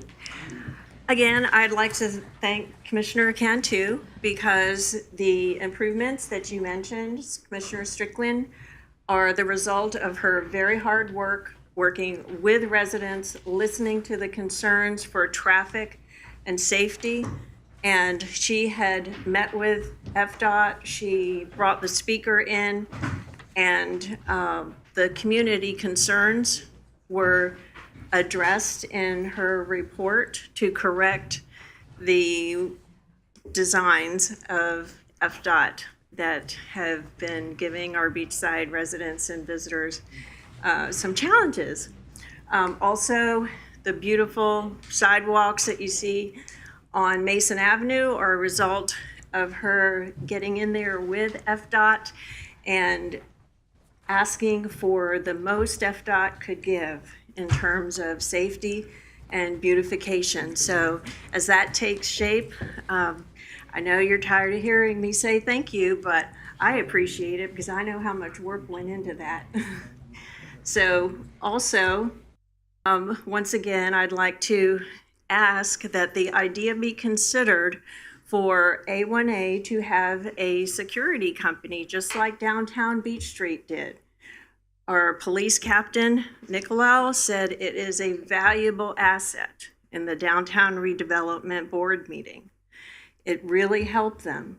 So as we have this issue on A1A beachside that does affect tourism, I am certain it's a safety issue when we have people on the sidewalks where little children from the convention sometimes have to walk around into the street because they have one chaperone with maybe 30 kids and it's too much to have to walk around people. So it would be a help that many of us on beachside have experienced this problem, and we would appreciate your consideration of that security team.